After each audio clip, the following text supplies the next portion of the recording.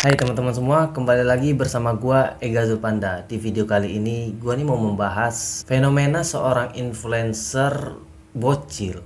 Dan di saat tahun 2018 dia itu masih berumur 9 tahun. Tapi dia ini sangat viral dan fenomenal karena congornya di konten-kontennya saat itu tuh bener-bener sampah teman-teman. Kotor kayak anak nggak disekolahin lah pokoknya. Tapi anehnya viral di saat itu ya itu tadi ya karena sensasi tadi kan. Dan lagi anak ini suka pamerin harta juga di konten-kontennya. Sampai dia tuh nyebut dirinya tuh the youngest flexer of the century. Nah, di tahun 2025 sekarang, anak satu ini nih viral lagi nih karena debut pertamanya di situs dewasa, tempat para orang-orang luar negeri nih mencari cuan, khususnya cewek-cewek ya. Tapi teman-teman, yang buat viral ini bukan karena dia buat konten di sana ya, melainkan pendapatannya teman-teman. Ya lo bayangin aja, dalam waktu 3 jam, konten dia ini bisa menghasilkan 1 juta dolar. Dan itu kalau kita rupiahkan sebesar 16 miliar rupiah dalam waktu 3 jam. Kuliah aja, kerja 8 jam, yang keringetnya sampai bool, duitnya itu cuma 150 ribu teman-teman. Nah, anak ini nih cuma modal HP, rekam 16 miliar di tangan. Apa nggak gila coba? Siapakah dia? Apa benar dia ini anak yang kaya atau itu semua fake, hanya kebutuhan konten? Yuks, kita langsung aja. Tanpa basa-basi yang sudah basi, langsung kita ke ceritanya. Ingat, fokus pada fakta di dunia nyata. Dia adalah Claire Ellen Kehoe, biasa disebut Lil Tay. Lahir pada 29 Juli 2007 di Vancouver, Kanada. Dia punya darah campuran, ayahnya itu Tionghoa, Kanada, dan ibunya itu Filipina. Lil Tay ini besar dan bertumbuh di keluarga yang biasa-biasa aja normal, dan bukan dari keluarga yang super tajir juga gitu, bukan. Ayahnya yang bernama Christopher Hook bekerja sebagai pengacara, sementara ibunya itu bernama Angela Tian yang bekerja sebagai agen properti. Lil Tay juga punya kakak laki-laki yang bernama Jason Tian. Nah, ternyata kakaknya ini dari yang bener-bener megang peran besar di balik layar kisah Lil Tay ini. Dia ini seorang influencer yang masih di bawah umur pada saat itu. Jadi awal 2018 dia ini mulai dikenal publik sebagai Lil Tay. Di media sosial dia itu tampil pamer uang lah, mobil sport juga, dan rumah mewah sambil ngomong kasar kayak anak gak pernah disekolahin gitu. Dan gaya bicaranya nyontek kultur rapper Amerika. As hell. But one day I woke up, I said to myself, I ain't gonna be broke no more. So I got up and I started working hard, moving bricks, and now we be living in the hills. See that view? Y'all don't have that view. And I be holding your mama's rank. This bag cost me a Lamborghini, and I worked hard. So if y'all work hard, y'all can accomplish your dreams just like I did.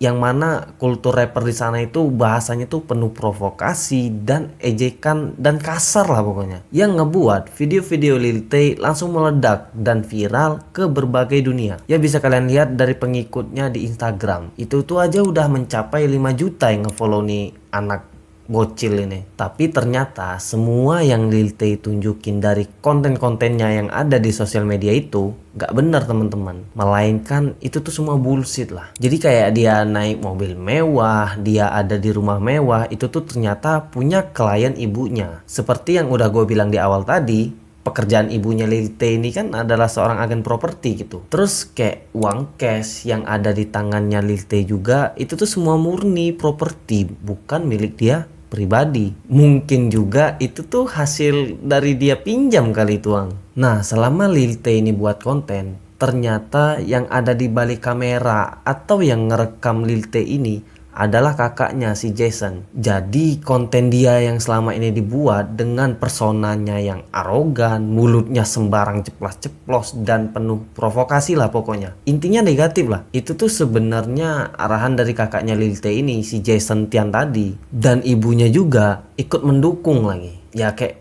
properti kerjaan ibunya itu tuh sengaja dikasih pinjam buat si Lil Tay ini untuk produksi konten. Jadi ibu, kakaknya Lil Tay dan Lil Tay ini nih satu otak lah. Yang intinya itu sama-sama gila uang lah pokoknya. Jadi segala hal yang dilakuin Lil Tay, selagi itu bisa menghasilkan cuan dan cuan, ya bakal dilakuin sama kakaknya Lil Tay dan ibunya. Dan yang udah pasti kalau sampai ibunya ikut mendukung gitu, duit yang dihasilkan dari konten sensasinya Lil Tay ini jumlahnya besar dong. Kalau kecil ya mana mau gitu. Toh juga pasti ibunya yang pegang uang hasil kontennya Lil Tay buat diatur lagi ya kan. Jadi ayah dan ibunya Lil Tay ini udah lama bercerai teman-teman. Pas waktu Lil Tay kecil lebih tepatnya. Nah setelah bercerai, ayahnya ini hanya tinggal sendiri di Kanada.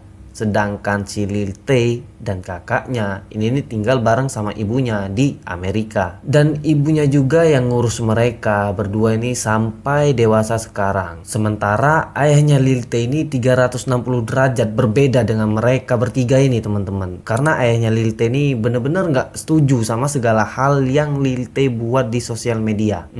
Ayahnya ini ya selayaknya ayah pada umumnya lah teman-teman, ya ayah yang baik aja gitu. Dan dia nih nggak mau kalau Lil Tay ini masa depannya itu jadi hancur gara-gara persona yang Lil Tay buat di sosial media, yang mana itu tuh terlalu arogan dan kontroversial menurut ayahnya si Lil Tay. Jadi karena ayahnya Lil Tay ini nggak tahan dan nggak mau masa depan Lil Tay ini rusak, jadi pada tahun 2018 ayahnya ini terbang ke Amerika untuk menjemput Lil Tay. Dan rencana ayahnya Lil Tay ini mau diambil dan ikut dengan ayahnya ke Kanada. Ayahnya mau Lil Tay ini berhenti buat konten-konten yang gak jelas itu dan belajar dengan benar lah demi masa depan yang baik, kata ayahnya Lil Tay. Jadi Lil Tay ini sama ayahnya ini harus fokus aja nih untuk pendidikan, jangan kemana-mana lagi gitu. Sama ibunya Lil Tay ini gak boleh. Sampai ibunya menuduh ayahnya kalau ayahnya ini punya maksud, yaitu nguasain karirnya Lil Tay demi keuntungan pribadi sang ayah. Nah dari situ tuh mereka nih ribut lah soal hak asuh. Yang satu pengen fokus ke pendidikan, yang satu lagi pengen fokus biar menghasilkan cuan. Sampai ributnya ini berakhir di pengadilan teman-teman. Ya karena ayahnya Lil Tay ini pengacara, ujung-ujungnya dia yang menang soal hak asuh anak. Karena ya pasti pinter lah ayahnya Lil Tay ini. Karena kalau menurut gua ya emang bener ayahnya juga sih. Nah dari setelah perdebatan panjang ya menanglah si ayahnya Lil Tay ini. Dan kemudian Lil Tay ini terbanglah ke Kanada untuk ikut ayahnya dan melanjutkan pendidikannya pada saat itu. Dari situ isi konten di akun sosmednya Lil Tay ini menghilang semua. Kurang lebih 5 tahunan lah Lil Tay ini hilang dari sosial media. Padahal ya teman-teman, dia ini kan baru muncul dan baru dikenal di tahun 2018 itu. Dan Lil Tay ini bener-bener lagi di puncaknya karir lah. Karena pada saat itu tuh dia ini sering collab sama influencer-influencer besar yang ada di Amerika kayak Jake Paul, Wofiki, dan Bad Baby. Lil Tay juga di tahun 2018 itu merilis lagu. Cuman kembali lagi netizen ini yang gak peduli lah sama karyanya. Yang netizen peduli itu sensasi apa lagi nih yang bakal dibuat sama si bocil Lil Tay ini. Cuman dari semua sensasinya itu ya ngikut juga ke rilisan musiknya, yang mana banyak juga sih yang dengar. Setelah lama menghilang, nama Lil Tay ini mulai redup dan pada 9 Agustus 2023 tiba-tiba tuh ada postingan dari akun Instagram resmi Lil Tay yang posting kalau Lil Tay dan kakaknya ini udah meninggal teman-teman. Langsung lah para pengikutnya Lil Tay ini mencari tahu ini bener apa enggak beritanya ini nih. Dan ternyata semua itu tuh hoax teman-teman. Terus besoknya banget nih Lil Tay muncul dan ngasih pernyataan resmi kalau dia dan kakaknya masih hidup lewat live Instagramnya sendiri. Dan dia bilang kalau akun Instagramnya itu udah dihack lah gitu. Ya alasan klasik lah kayak zaman-zaman seleb-seleb Indo dulu kan yang pamit-pamit sosial media gitu. Dan dia juga bilang kalau dia tuh trauma sama apa yang udah dialamin sama dia sebelumnya. Maksudnya itu gini teman-teman, dia tuh bilang kalau selama dia tinggal bersama ayahnya, banyak perlakuan dari ayahnya ke Lil Tay ini itu tuh kasar gitu. Cuman itu tadi bukti kalau emang dia dikasarin dengan ayahnya sendiri tuh ya belum ada teman-teman. Dan di sini juga netizen ini terbagi jadi dua kubu, antara yang percaya sama Lil Tay, antara yang enggak gitu ya. Apa? Nah ini cuma sensasi doang gitu.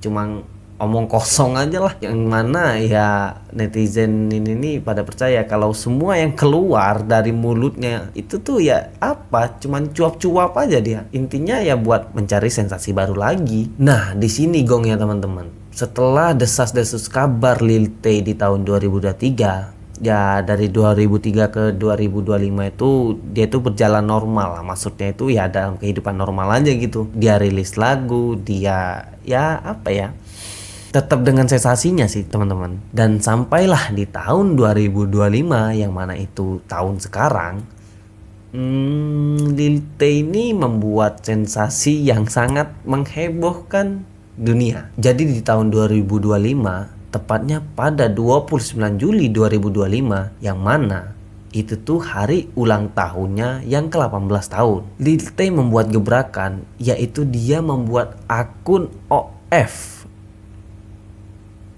Kalian pasti pada ngerti lah. Tepat pada jam 00.01 saat umurnya menginjak 18 tahun. You already know what the fuck going on. Lil Tay's dropping the youngest link of the century. Mark your calendars tomorrow, 3 p.m. EST. And nobody, including my family, including the grown-ass haters, is gonna stop me. You know why? Lil Tay rich and finna get richer, bitch! Dan gilanya lagi, dari konten Lil Tay di situs tersebut ya, dalam waktu 3 jam aja dia bisa menghasilkan 1 juta dolar, yang kalau kita rupiahkan itu berkisaran 16 miliar rupiah dalam waktu 3 jam. Wow, tukang aja yang 8 jam kerja dan sampai ngeluarin keringet sampai ke bool itu maksimal uangnya itu 200.000 teman-teman, dan itu juga masih kotor. Sedangkan ini bocah kecil ini nih, bukan bocah lagi, deng, kan dia udah 18 tahun ya. Dia nih bisa ngasilin 16 miliar dalam waktu 3 jam. Edan gak tuh? Di akun Instagramnya Lil Tay ini ngasih lihat pendapatannya, yang kalau dirinciin pendapatannya nih kalian bisa lihat sendiri dah nih.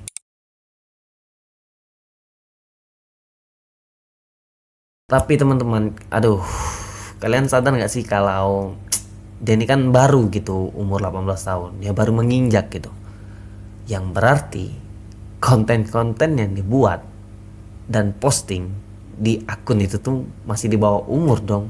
Dan juga untuk bisa mengakses kontennya ini kan perlu bayar, dan sistem pembayarannya itu sudah jelas orang dewasa aja yang bisa. Kalau masih di bawah umur ya mana ada gitu akses untuk membayar konten dia itu kan. Kalau kita simpulkan, berarti banyak para PDF di luaran sana, atau om-om atau remaja-remaja sana yang membayar untuk bisa akses akun tempat dia jual konten-konten aneh inilah. Pasti kalian paham lah. Wah, ini bocah emang gila dan jago sih menurut gua. Cuman ya kembali lagi, pasti ada yang pro dan ada juga yang kontra sama si Lil Tay ini. Dan apa yang bisa kita simpulkan dari fenomena Lil Tay ini, bingung juga sih gua sebenarnya. Dia menghasilkan uang sejak dini, tetapi caranya nih luar biasa kontra gitu sama kultur kita di Indonesia. Ya mungkin kalian ada pandangan atau pendapat sendirilah dari fenomena Lil Tay ini. Dan ya terima kasih buat kalian yang sudah nonton sampai di detik sekarang. Bisa kali di subscribe dulu akun gua ya kan, dan like juga video gua. Sekali lagi terima kasih teman-teman. Nama gua Ega Zulpanda. Sampai bertemu di konten-konten selanjutnya. Ingat, fokus pada fakta di dunia nyata.